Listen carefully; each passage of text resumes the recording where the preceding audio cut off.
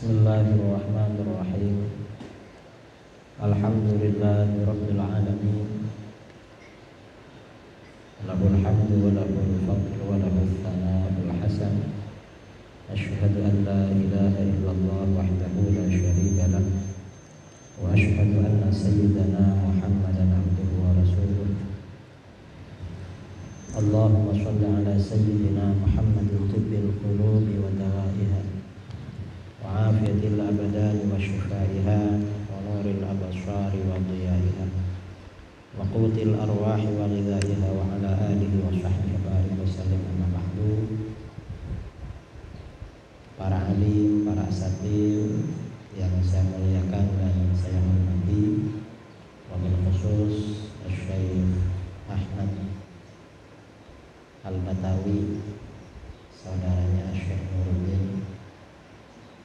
Mudah-mudahan beliau sekeluarga panjang umur, sehat walafiat, dan para peserta daurah, para santri maupun alumni atau muhibbin yang hadir pada daurah pagi ini yang juga saya hormati. Saya ini betul seperti disampaikan oleh Syekh Ahmad, kalau bertatap muka secara langsung sampai sekarang belum pernah. Pernah tahun 2016 saya di Kelantan, Malaysia.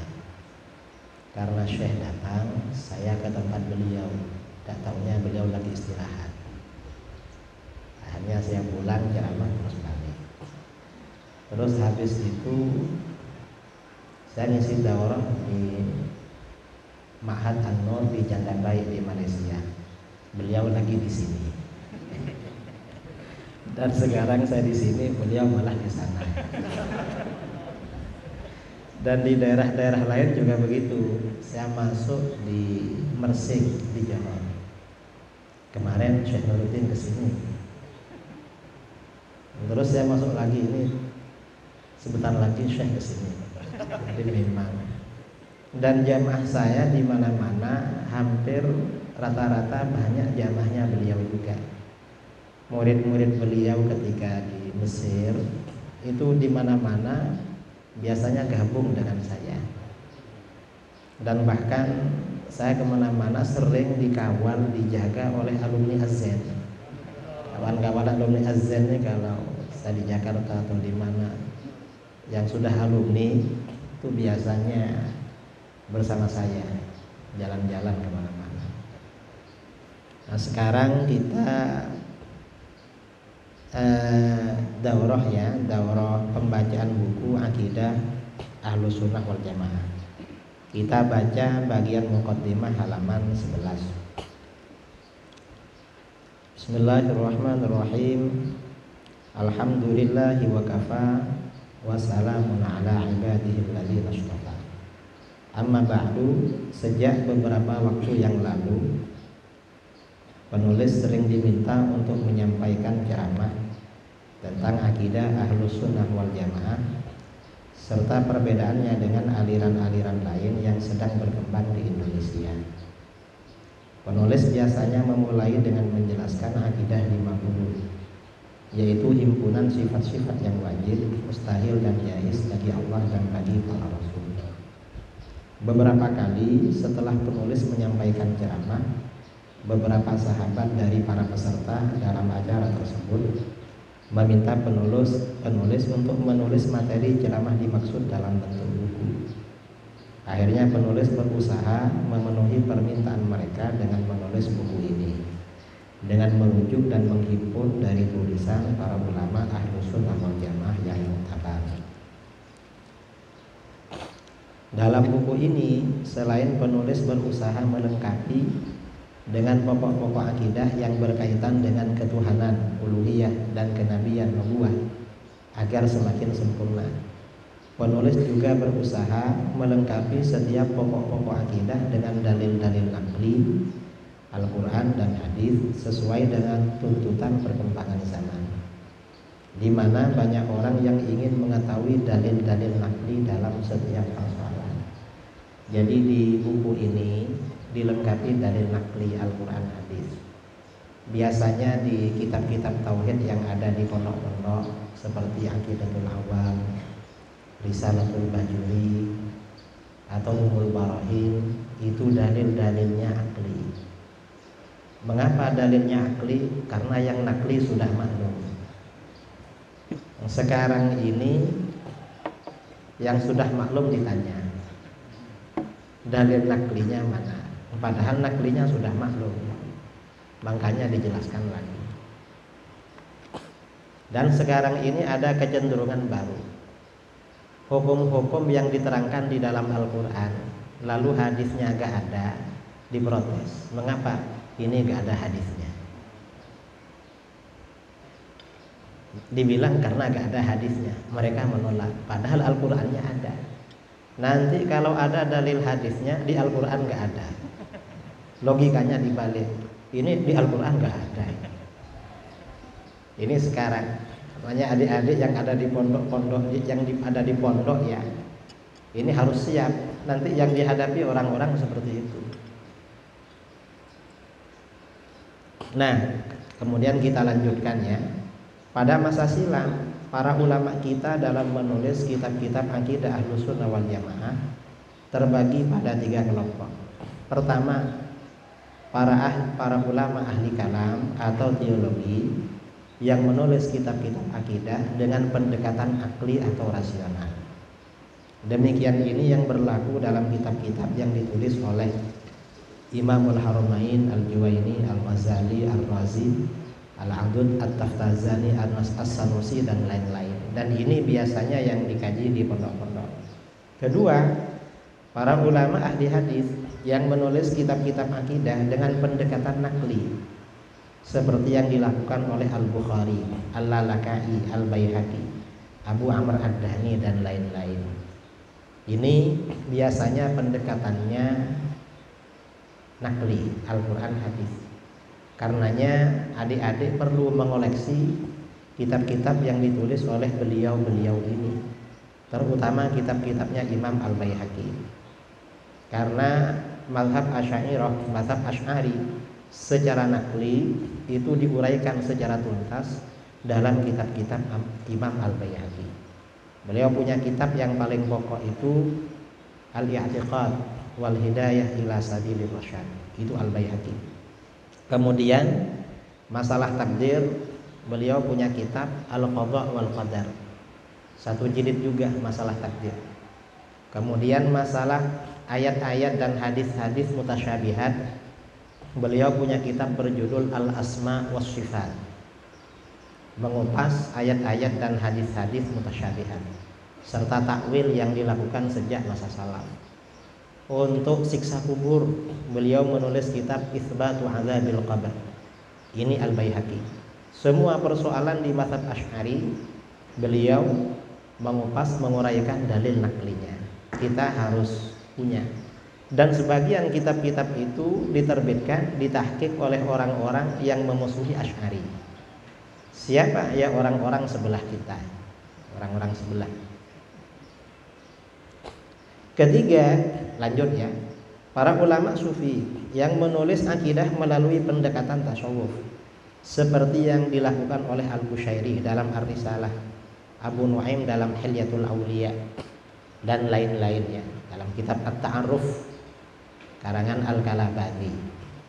Nah, sebagaimana dimaklumi dalam kitab-kitab tauhid yang diajarkan di kalangan masyarakat pesantren, biasanya menggunakan pendekatan dalil akli atau rasional. Jarang sekali pembahasan di dalamnya yang menyertakan dalil nakli. Oleh karena itu, dalam buku ini kami berusaha menggabungkan 2 pendekatan tersebut, yaitu pendekatan dalil akli dan pendekatan dalil nakli. Semoga ini bermanfaat bagi semuanya. Kritik dan saran yang membangun kami harapkan dari para ahli. Wassalam Al-Fakir Muhammad Idrus Bakri. Nah, kemudian memasuki bab pertama, halaman 14. Bagian pertama, keutamaan umat Islam. Mengapa ini bagian pertama kita ini tulis? Keutamaan umat Islam ini tujuannya memberikan penjelasan tentang ajaran pokok di dalam agama kita, bahwa umatnya Rasulullah SAW adalah umat yang paling mulia, yang paling baik, yang paling utama, lebih mulia, lebih utama daripada umatnya para nabi-nabi terdahulu. Yang pertama. Yang kedua, tentu dengan ini kita bisa menolak terhadap aliran modern yang disebut aliran liberal. Di mana liberal menganggap semua agama sama. Itu gak sama. Karena agama Islam, umatnya Rasulullah SAW lebih mulia daripada umatnya para nabi terdahulu. Kok disama-samakan? Kalau dengan agama kafir yang ada sekarang, itu tambah nggak bisa disamakan. Karena dalam akidah kita, orang kafir itu levelnya, derajatnya lebih rendah daripada binatang, daripada hewan. Ulaika kal an'am bal hum adall. Orang-orang kafir itu seperti binatang, bahkan lebih sesat. Ini disama-samakan. Ini yang pertama. Yang kedua, ini juga bantahan kepada ikhwanuna minal wahabiyin, orang-orang wahabi. Gimana? Orang-orang wahabi ini menganggap mayoritas umat Islam di luar wahabi lebih syirik daripada Abu Jahal dan Abu Lahab. Kalau liberal menyamakan ya, kalau wahabi malah menganggap lebih rendah daripada Abu Jahal dan Abu Lahab. Lebih parah lagi. Jadi ini kedua-duanya sama-sama salah. Karenanya kita menjelaskan keutamaan umat Islam. Nah, umat Islam adalah umat yang utama dan sebaik-baik umat yang hadir ke dunia. Di antara keutamaan umat Islam adalah sebagai umat terbaik di antara umat-umat yang lain. Hal ini sebagaimana telah ditegaskan oleh Allah Subhanahu wa taala dalam Al-Qur'anul Karim. Kuntum khaira ummatin ukhrijat linnas ta'muruna bil ma'ruf wa tanhauna 'anil munkar wa tu'minuna billah. Al-ayat. Terjemahannya tidak saya baca ya, karena saya kira terjemahan Al-Qur'an antum semua tahu. Dan ini sudah ditulis dan langsung dibaca keterangannya. Karena kita ini hanya 3 sesi. 3 sesi yang mungkin nanti saya baca sebagian poin-poin yang perlu penekanan khusus. Karena buku ini kalau daurah secara tuntas itu perlu waktu 3 hari 3 malam. Kalau 3 hari 3 malam selesai. Karena pernah diadakan di Pahang, selesainya 3 hari 3 malam.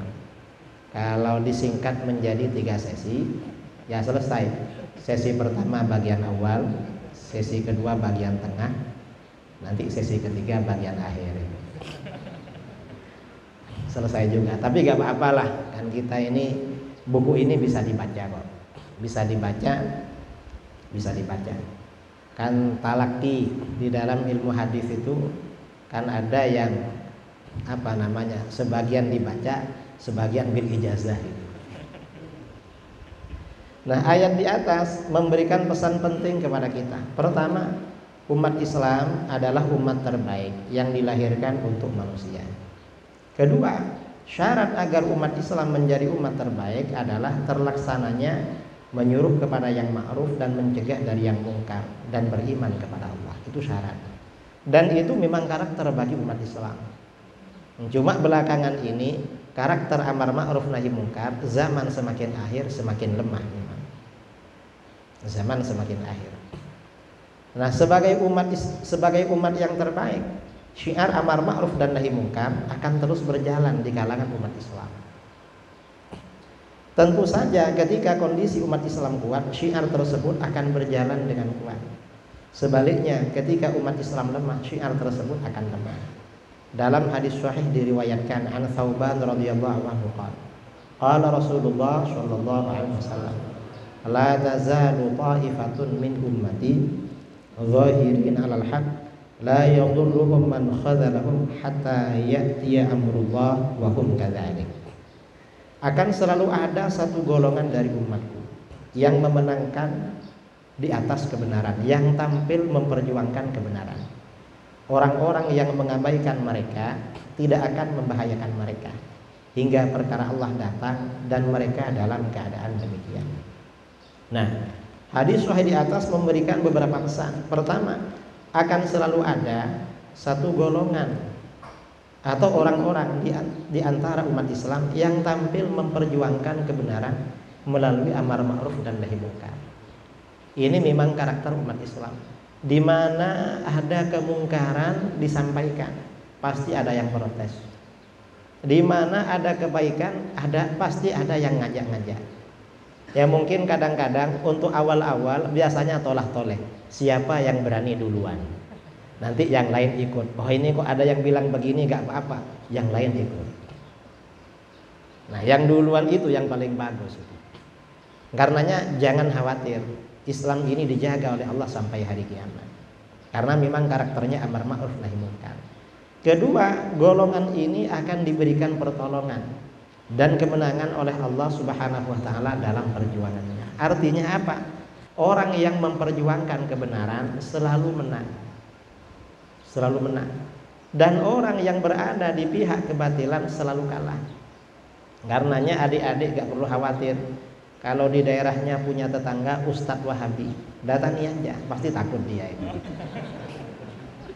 Bilang saya santri Azan, santrinya Syekh. Diprotes itu takut. Di Jawa Timur itu, di Kediri ada Pari ya, kecamatan Pari, ada daerah namanya Badas. Orang Wahabi bangun masjid. Masjidnya megah, lalu buka kajian. Akhirnya kawan-kawan Aswaja setiap kajian datang terus. Lama-lama ustadznya agak berani ngomong, akhirnya ditinggalkan dan masjidnya diserahkan. Ya karena ahlus sunnah ini ya memang dalam hadis zahirin al-haq, selalu menang, tampil pada kebenaran, gak bisa dikalahkan. Ini ahlus sunnah. Ketiga, ada pula orang-orang yang mengabaikan mereka dan tidak memberikan pertolongan dan atau bahkan melemahkan dan mengganggu perjuangan mereka. Orang-orang yang istiqomah, konsisten dengan ajaran yang benar, kadang dikritik apa? Radikal. Itu kelompok radikal. Itu kelompok garis lurus. Ya, segala macam lah. Ya padahal ya karena benar aja. Dan ini dalam hadis ini ya, keempat, tetapi upaya orang-orang yang melemahkan dan merongrong tersebut tidak akan berpengaruh terhadap hasil perjuangan orang-orang yang baik tadi. Tetap jalan terus. Kelima, keberlangsungan kelompok-kelompok yang melakukan amar ma'ruf dan nahi munkar tersebut hingga hari kiamat sebagai bukti bahwa umat Islam memang umat terbaik dibandingkan dengan umat-umat agama sebelumnya. Karenanya ketika terjadi penyimpangan di dalam Islam, selalu ada orang-orang yang berusaha meluruskan. Kita berharap kepada Allah, mudah-mudahan kita termasuk golongan ini.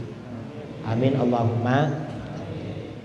Nah, dalam hadis sahih juga diriwayatkan An Muawiyah bin Haidah radhiyallahu anhu, anna Rasulullah sallallahu alaihi wasallam qala, antum tufuna sab'ina ummatan, antum khairuha wa akramuha 'ala Allah. Kalian menyempurnakan 70 golongan. Kalian sebaik-baik mereka dan semulia-mulia mereka kepada Allah. Artinya umat-umat para nabi ini seandainya jumlahnya 70. Karena 70 ini apakah makna majazi atau banyak begitu? Karena 70 di dalam hadis itu kan umat Islam pecah menjadi 73. Sering timbul pertanyaan, kenapa 73? Kan aliran sesat di negara kita bukan 73. Ada berapa? Mungkin 730 jumlahnya. Ini kenapa 73? Para ulama menafsirkan angka 73 itu ada yang mengatakan walaupun lebih 73 tapi pemikirannya sama. Ada yang menafsirkan begitu. Ada yang menafsirkan 73 itu angka minimal, lebih gak apa-apa. Ada yang menafsirkan begitu. Jadi memang beda-beda itu penafsirannya. Nah, Dalam hadis lain diriwayatkan an Ali bin Abi Thalib radhiyallahu anhu yaqul qala Rasulullah sallallahu alaihi wasallam u'titu ma lam yu'ta ahadun minal anbiya faqulna ya Rasulullah ma hu qala nusirtu birru'bi wa u'titu mafatihal ardi wa summitu Ahmad wa ju'ilat turabu li dhahra wa ju'ilat ummati khairal ummah.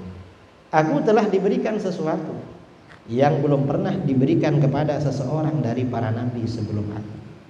Kami berkata, wahai Rasulullah, apakah sesuatu itu? Nabi SAW bersabda, aku ditolong dengan rasa takut para musuh. Orang-orang di luar Islam mau menyerang Islam itu takut. Kalau berani berarti minta tolong orang Islam. Ada kerjasama dengan orang Islam di dalam. Dari dulu biasanya begitu. Orang di luar sana takut.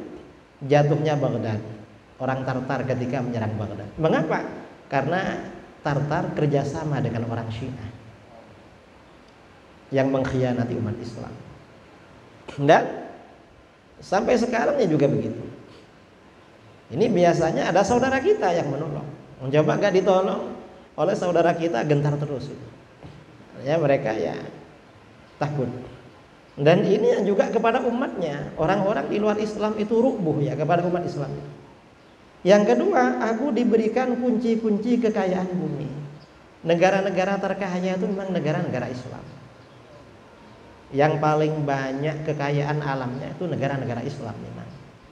Cuma di akhir zaman yang mengelola syirarun nas.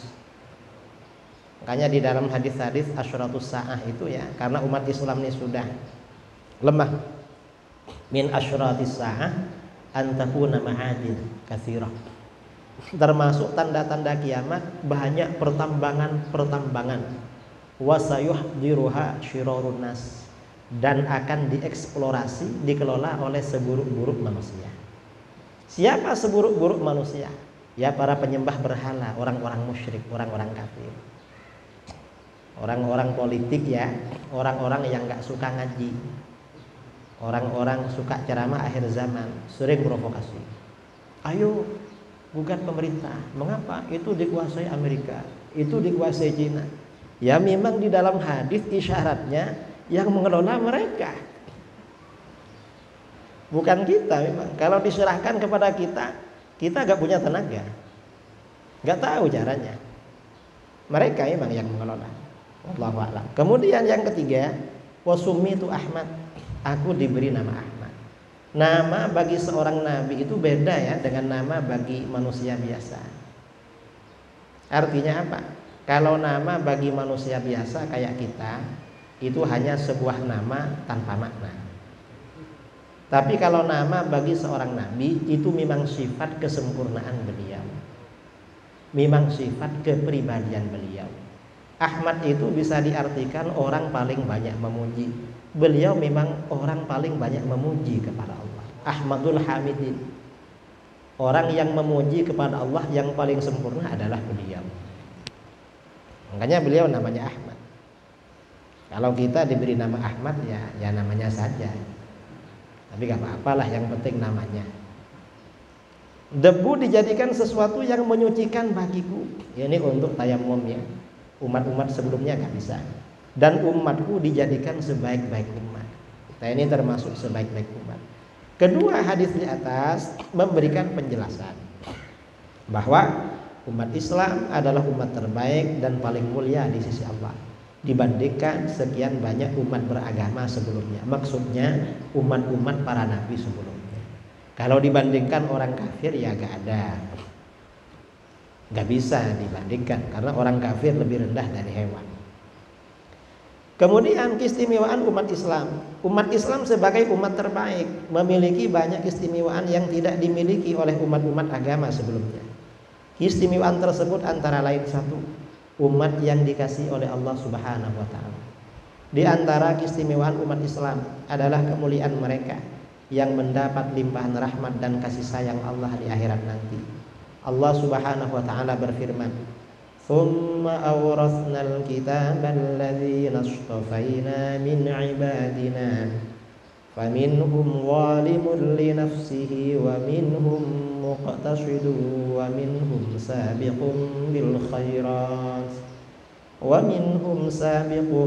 بالخيرات بإذن الله ذلك هو الفضل الكبير جنات عدن يدخلونها يحلون فيها من أساور من ذهب ولؤلؤا ولباسهم فيها حرير وقالوا الحمد لله الذي أذهب عنا الحزن إن ربنا لغفور شكور الذي أحلنا دار المقامة من فضله لا يمسنا فيها نصب ولا يمسنا فيها لغوب. Kemudian kitab itu kami wariskan kepada orang-orang yang kami pilih di antara hamba-hamba kami. Artinya umatnya Rasulullah itu umat pilihan karena mewariskan kitab suci Al-Quran. Ini nasu dipilih. Loh, kok banyak yang nakal, banyak yang fasik? Bang, seperti itu. Lalu di antara mereka ada yang menganiaya diri mereka sendiri. Pewaris Al-Quran ini ada yang zalim-zalim memang. Zalim-zalim. Dan di antara mereka ada yang pertengahan. Dan di antara mereka ada pula yang lebih dahulu berbuat kebaikan dengan izin Allah. Yang demikian itu adalah karunia yang amat besar. Bagi mereka surga Aden. Umat Islam mulai dari yang soleh sampai yang fasik dijanjikan masuk surga. Mereka masuk ke dalamnya. Di dalamnya mereka diberi perhiasan dengan gelang-gelang dari emas dan dengan mutiara, dan pakaian mereka di dalamnya adalah sutra. Dan mereka berkata, segala puji bagi Allah yang telah menghilangkan duka cita dari kami. Sesungguhnya Tuhan kami benar-benar Maha Pengampun, lagi Maha Mensyukuri, yang menempatkan kami dalam tempat-tempat yang kekal dari karunia-Nya. Di dalamnya kami tiada merasa lelah dan tiada pula merasa lesu. Ayat di atas memberikan pengertian bahwa Allah Subhanahu wa taala membagi umat Islam menjadi 3 kelompok. Umat Islam ini umat terpilih. Pertama, golongan yang menganiaya diri mereka sendiri, yaitu orang-orang yang teledor dalam menunaikan kewajiban taksir ya, dan melakukan sebagian larangan agama. Kewajiban kadang ditinggalkan, larangan dilakukan. Golongan ini adalah mereka yang mencampur antara perbuatan yang baik dan perbuatan yang buruk. Ini level paling rendah umat Islam. Kedua, golongan yang pertengahan, yaitu mereka yang menunaikan kewajiban, meninggalkan perkara haram, tetapi terkadang meninggalkan perkara sunnah dan melakukan sebagian perkara yang makruh. Ini kelas 2. Ketiga, ini kelas 3 yang paling tinggi. Golongan yang lebih dahulu melakukan kebaikan. Kalau ada kebaikan duluan, yaitu mereka yang melakukan semua kewajiban dan meninggalkan perkara haram, makruh dan sebagian perkara yang mubah. Ini sepertinya para aulia wasiddiqin. Yang kedua ini, sholihin. Ketiga, golongan tersebut sama-sama dijanjikan masuk surga. Sahabat Ibnu Abbas radhiyallahu anhu dan beberapa ulama salaf yang lain ketika menafsirkan ayat tersebut berkata, as-sabiqu bil khairat yadkhulul jannata bighairi hisab wal muqtasid yadkhulul jannata bi rahmatillah wal zalimu li nafsihi yadkhulunal jannata bi syafaati Muhammadin sallallahu alaihi wasallam. Golongan yang lebih dahulu melakukan kebaikan akan masuk surga tanpa hisab. Ini kelas VIP. Golongan yang pertengahan akan masuk surga dengan rahmat Allah. Golongan yang menganiaya diri mereka sendiri, yang zalim li nafsi, akan masuk surga dengan syafaat baginda Nabi Muhammad SAW. Ya, mudah-mudahan kita min ahli syafaat. Penafsiran Ibnu Abbas tersebut diperkuat dengan beberapa hadis yang saling menguatkan. Antara lain hadis berikut ini, an Abi Darda radhiyallahu anhu, qala sami'tu Rasulullah sallallahu alaihi wasallam yaqul, qala Allah azza wa jalla, Thumma awrasnal kitaba alladhina istafaina min ibadina faminhum zalimun li nafsihi wa minhum muqtasidun wa minhum sabiqun bil khairati biidznillah. Fa ammal ladzina sabaqu bil khairat fa ulaika alladzina yadkhuluna al jannata bighairi hisab wa ammal ladzina qatasadu fa ulaika yuhasabuna hisaban yasira wa ammal ladzina zalamu anfusahum fa ulaika alladzina yahbusuna fi tulil mahsyar thumma humul ladzina talafahumullahu bi rahmatihi fahumul ladzina yaqulun alhamdulillah alladzi azhaba 'annal hazan inna rabbana laghafurun syakur. Dari Abu Darda radhiyallahu anhu, aku mendengar Rasulullah sallallahu alaihi wasallam bersabda, Allah Subhanahu wa taala berfirman, kemudian kitab itu kami wariskan kepada orang-orang yang kami pilih di antara hamba-hamba kami. Lalu di antara mereka ada yang menganiaya diri mereka sendiri, dan di antara mereka ada yang pertengahan, dan di antara mereka ada pula yang lebih dahulu berbuat kebaikan dengan izin Allah. Adapun orang-orang yang lebih dahulu, maka mereka akan masuk surga tanpa hisab. Adapun orang-orang yang pertengahan, maka mereka adalah orang-orang yang dihisab dengan pemeriksaan yang mudah, hisab yasira. Adapun orang-orang yang menganiaya diri mereka sendiri, maka mereka yang ditahan di padang mahsyar dalam waktu yang lama. Kemudian Allah menolong mereka dengan kasih sayangnya. Mereka lah orang-orang yang akan berkata, segala puji bagi Allah yang telah menghilangkan duka cita dari kami. Sesungguhnya Tuhan kami benar-benar Maha Pengampun lagi Maha Bersyukur. Nah, dalam riwayat lain disebutkan an Abi Musa al-Asy'ari radhiyallahu anhu qala Rasulullah sallallahu alaihi wasallam, ummati hadhihi ummatun marhumah laisa 'alaiha 'adzabun fil akhirah 'adzabuha fid dunya al-fitan waz-zalazil wal qatl. Umatku adalah umat yang dikasihi oleh Allah. Mereka tidak akan ditimpa azab di akhirat. Azab akan menimpa mereka di dunia, yaitu fitnah, dibilang radikal, dibilang garis lurus, dibilang apalah, anti Pancasila, macam-macam. Itu fitnah ujian. Lalu gempa ini sekarang ramai ya di mana-mana. Kapan? Hari Kamis kemarin di daerah saya gempa, pas duduk-duduk tiga-tiga goncang. Kemudian pembunuhan, dibunuh sesama muslim, dibunuh orang kafir. Itu untuk membersihkan dosa agar besok di akhirat masuk surga, tidak diazab oleh Allah. Muhammad bin Ali Al-Hanafiyah radhiyallahu anhu yang dikenal dengan Ibnu Al-Hanafiyah berkata, innaha ummatun marhumah adh-dhalimu maghfurun lahu wal muqtasidu fil jinan 'indallah was-sabiqu bil khairat fid darajati 'indallah. Sesungguhnya umat Islam ini adalah umat yang dikasihi. Orang yang menganiaya dirinya sendiri akan diampuni dosanya. Orang yang pertengahan akan masuk surga di sisi Allah, dan orang yang lebih dahulu dengan kebaikan akan memperoleh derajat yang luhur di sisi Allah. Nah, kemudian dua, umat yang aman dari kesyirikan. Kita jamnya suka-suka aja ya, jangan jam sekian, nanti zuhur aja lah. Sampai jam berapa sesi pertama ini? Tadi ada jadwalnya? Belum kan? Soalnya tadi mulainya terlambat, maka selesainya terlambat. Biar banyak yang kita baca. Dan ini penting, keutamaan umat Islam ini diberitahukan kepada saudara-saudara kita, terutama yang Wahabi itu. Sedikit-sedikit sesat, sedikit-sedikit kafir.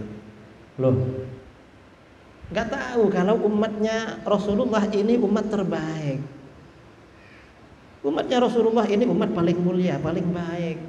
Nggak bisa sedikit-sedikit sesat, sedikit-sedikit kafir, nggak bisa. Karena kalau sedikit-sedikit sesat, sedikit-sedikit kafir, nah di mana letak kebaikan? Apalagi mayoritas yang dikafirkan. Nah, dua, umat yang aman dari kesyirikan. Karena di dalam ayat tadi kan, wa tu'minuna billah, kamu senantiasa beriman kepada Allah. Itu umat Islam ya.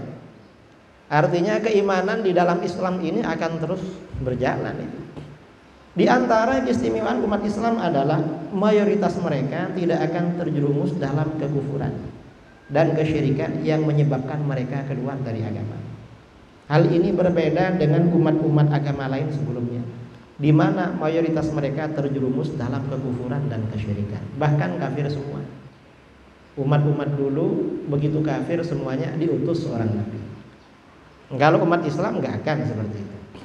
Dalam hadis sahih diriwayatkan an Uqbah bin Amir radhiyallahu anhu, anna Nabiy sallallahu alaihi wasallam qala, inni faratukum wa ana syahidun 'alaikum wa inni wallahi la anzur ila haudi al-an wa inni qad u'titu khazain mafatihil ardi wa inni wallahi ma akhafu ba'di an tusyriku walakin akhafu an tanafasu fiha.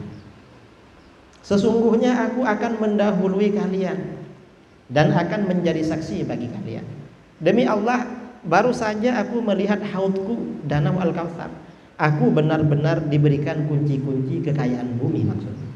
Sesungguhnya demi Allah, aku tidak takut kalian akan mempersekutukan Allah sepeninggalku. Rasulullah gak khawatir umatnya akan bareng-bareng syirik, gak. Tetapi aku takut kalian akan saling memerangi karena kekayaan bumi. Artinya apa? Umat Islam itu kalau bertengkar biasanya urusan dunia, bukan urusan karena syirik sesat, bukan. Syirik sesat itu kadang dijadikan alat aja. Karenanya orang-orang Saudi, Raja Saudi, setelah kerajaannya kuat, nggak ada syirik kafir itu. Karena yang dicari kekuasaan memang. Hadis sahih tersebut memberikan beberapa pesan kepada kita. Pertama, Rasulullah SAW akan mendahului umatnya ke telaga untuk menyiapkan dan menunjukkan air telaga itu kepada umat. Kedua, telaga Rasulullah SAW saat ini telah ada dan beliau telah melihat. Ketiga, Rasulullah SAW mengabarkan bahwa umatnya akan menguasai kekayaan dunia. Janji ini menjadi kenyataan, di mana sepeninggal beliau umat Islam menguasai Romawi dan Persia beserta kekayaan alamnya. Bahkan umat Islam berhasil menguasai sekian banyak negeri dengan aneka kekayaan alam yang dimiliki. Keempat, Rasulullah SAW bersumpah bahwa mayoritas umatnya akan aman dan terlindungi dari kesyirikan. Sampai bersumpah gak akan syirik. Ini artinya garansi umat Islam itu gak akan syirik secara mayoritas. Ya ada yang syirik tapi kelompok kecil aja. Kalau sampai mayoritas disyirikkan, itu gak betul. Dengan demikian, pernyataan beberapa aliran seperti Wahabi yang mengkafirkan mayoritas umat Islam adalah sebuah kesalahan fatal karena menyalahi ajaran Rasulullah SAW. Kelima, beliau mengkhawatirkan umatnya akan saling memerangi karena memperebutkan kekayaan dunia. Orang-orang itu benci kelompok-kelompok tertentu. Itu bukan karena agamanya, tapi khawatir kekuasaannya diambil, itu aja. Coba kita kasih jaminan, dah kamu aja yang jadi ini. Dapat apa itu? Itu sebenarnya. Cuma kadang-kadang kita akan perlu juga kan menguasai itu. Mengapa? Agar agama ini diatur oleh orang-orang yang benar. Khawatir yang mengatur agama ini gak ngerti agama, itu aja masalahnya. Coba agama ini dijaga, gak diganggu, ya kita ya fokus ngaji begini sebenarnya. Dalam hadis lain juga diriwayatkan an Abi Hurairah radhiyallahu anhu anin Nabi sallallahu alaihi wasallam, sa'altu rabbi li ummati arba'a khisal fa'atani thalathan wa mana'ani wahidatan, sa'altu alla takfura ummati wahidatan fa'ataniha wa as'altu alla yudhhiru 'alaihim 'aduwwan min ghairi fa'ataniha wa as'altu alla yu'adzibahum bima 'adzib bihi umam min qablikum fa'ataniha wa as'altu alla yaj'ala ba'sahum bainahum famana'aniha. Nabi SAW bersabda, aku memohon kepada Tuhanku 4 perkara bagi umatku, lalu dia memberiku 3 perkara dan menolakku 1 perkara. Aku memohon kepadanya agar umatku tidak kafir secara massal, lalu dia memberikannya kepadaku. Aku memohon kepadanya agar tidak memenangkan musuh selain mereka atas mereka, lalu dia memberikannya kepadaku. Kalau umat Islam langsung kalah secara total, gak mungkin ya. Gak. Aku memohon kepadanya agar tidak mengazab mereka seperti azab-azab bagi umat-umat sebelum kamu, lalu dia memberikannya kepadaku. Aku memohon kepadanya agar tidak menjadikan permusuhan yang keras di antara sesama mereka, sesama umatku. Lalu dia menolak permohonan itu. Rasulullah sudah mendoakan agar umat Islam ini gak bertengkar sesama muslim. Ternyata oleh Allah ditolak. Tidak, memang terjadi pertengkaran. Karenanya kalau ada kelompok mau menyatukan umat Islam, gak bisa. Mengapa? Karena takdirnya begitu. Karenanya jangan coba-coba ayo bersatu, gak bisa. Yang penting bagaimana kita ngaji, kita ajarkan ajaran yang benar. Nanti mereka kalau mendengar, kalau tahu akan kembali pada kebenaran. Itu aja. Dalam hadis di atas dijelaskan bahwa Allah Subhanahu wa ta'ala telah mengabulkan doa Rasulullah SAW agar umatnya tidak terjerumus ke dalam kesyirikan dan kekufuran secara massal atau mayoritas. Berarti mayoritas umat Islam terjaga dari kekufuran berkah doa Rasulullah SAW. Dan telah ada garansi dari Al-Quran. Karena demikian kita sangat menyayangkan terhadap aliran-aliran di luar Ahlus Sunnah wal Jamaah seperti Wahabi, Syiah, Mu'tazilah, Khawarij dan lain-lain yang mengkafirkan mayoritas umat Islam di luar golongannya. Karena mereka gak ngerti karakter umat Islam. Ta'muruna bil ma'ruf wa tanhauna 'anil munkar. Umat Islam ini pasti selalu amar ma'ruf nahi munkar. Wa tu'minuna billah, kamu selalu beriman. Umat Islam artinya mayoritas umat Islam selalu menjaga ajaran tauhidnya. Karenanya gak bisa menyesatkan, mengkafirkan mayoritas umat Islam. Karena ini sudah ada garansi dari Allah. Kemudian kita pindah halaman 31. Next ya. Mayoritas umat Islam pengikut kebenaran. Di antara keistimewaan umat Islam adalah mayoritas umatnya pengikut aliran kebenaran. Demikian ini sesuai dengan beberapa hadis berikut ini.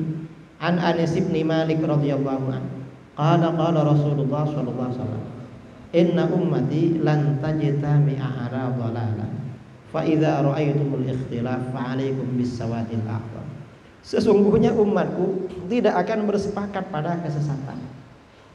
Oleh karena itu, apabila kalian melihat terjadinya perselisihan, banyak perbedaan, ikuti golongan mayoritas. Mengapa? Karena mayoritas ini akan bertahan di dalam ajaran Ahlus Sunnah wal Jamaah. An Ibnu Umar radhiyallahu anhu qala Rasulullah sallallahu alaihi wasallam, la yajma'u Allahu hadhihi al-ummah 'ala ad-dhalalati abadan wa yadullahi 'ala al-jama'ah fattabi'us sawadal a'zam fa innahu man syadza syadza finnar. Allah tidak akan mengumpulkan umatku atas kesesatan selamanya.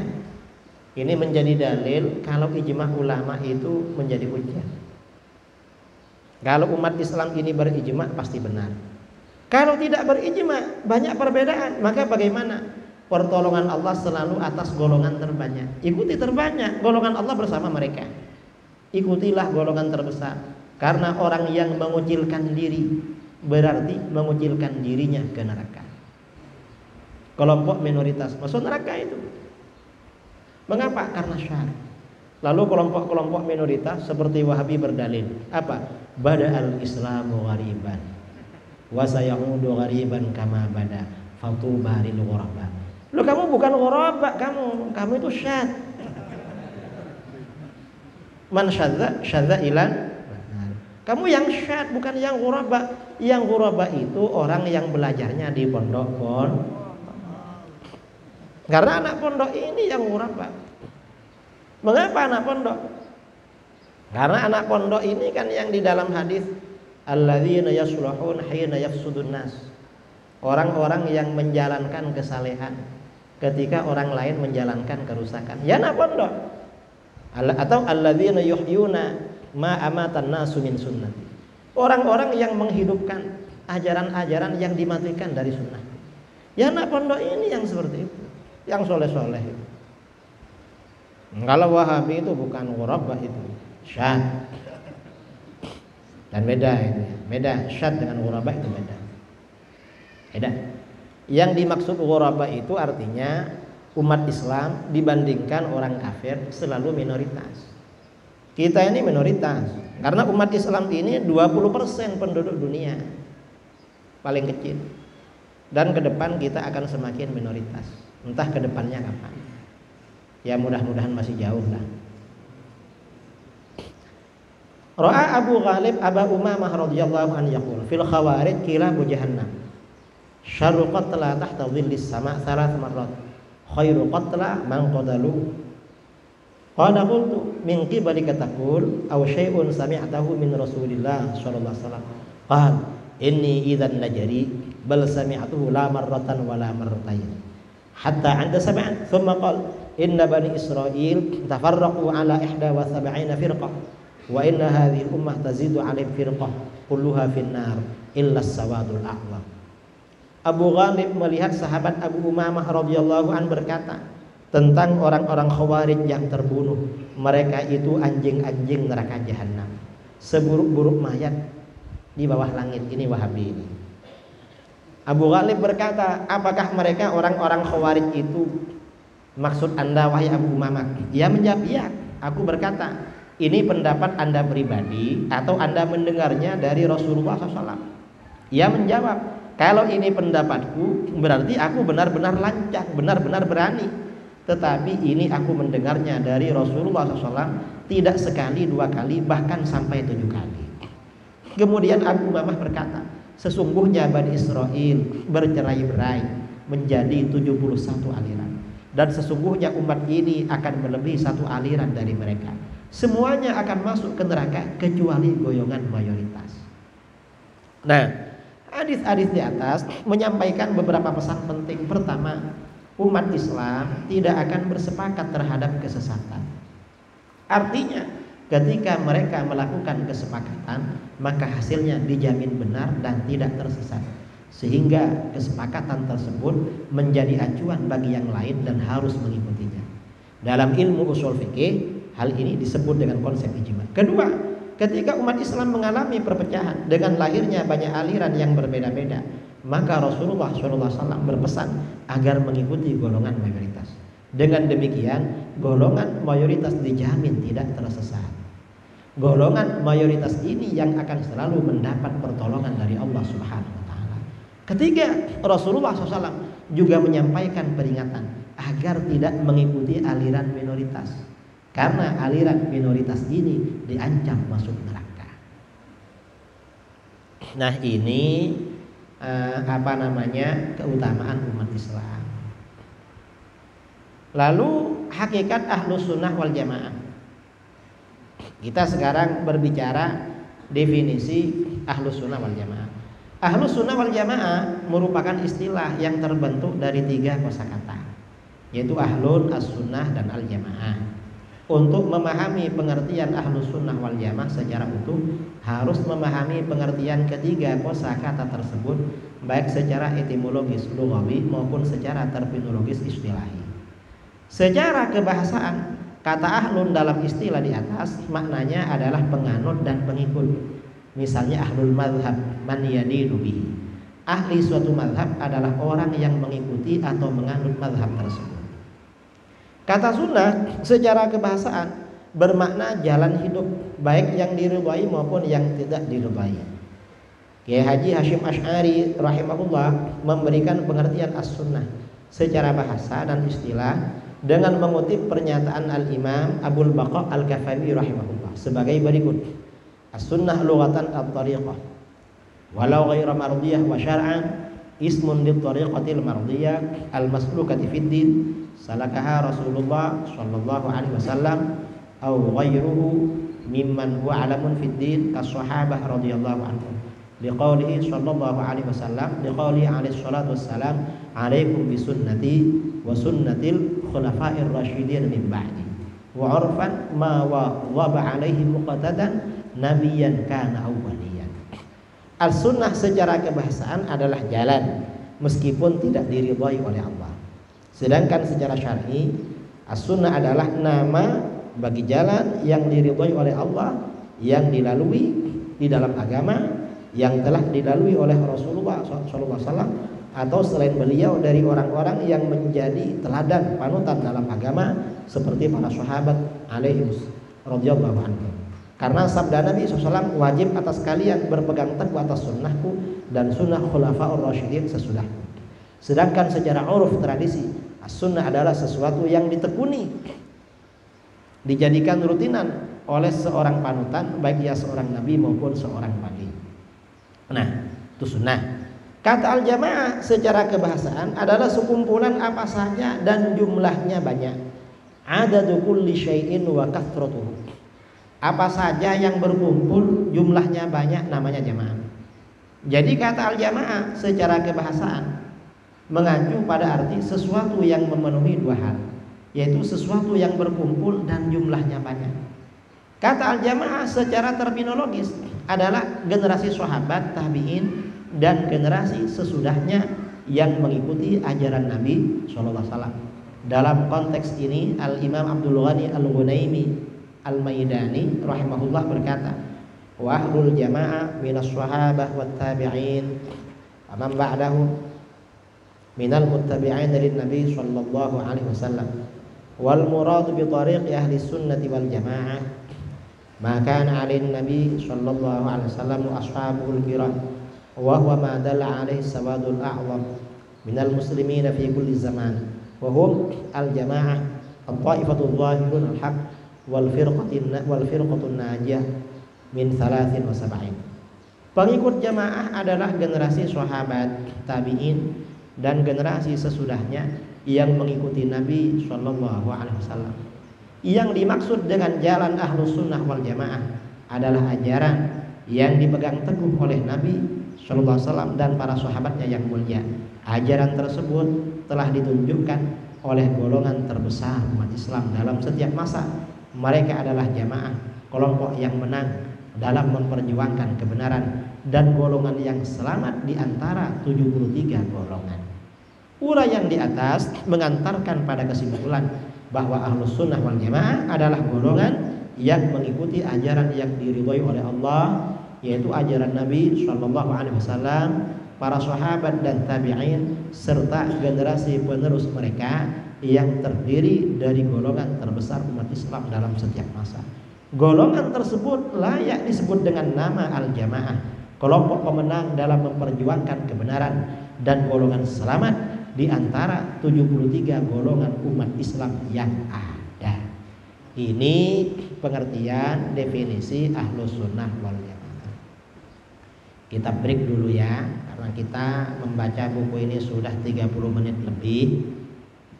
Mungkin tadi ada sesi soal jawab. Iya.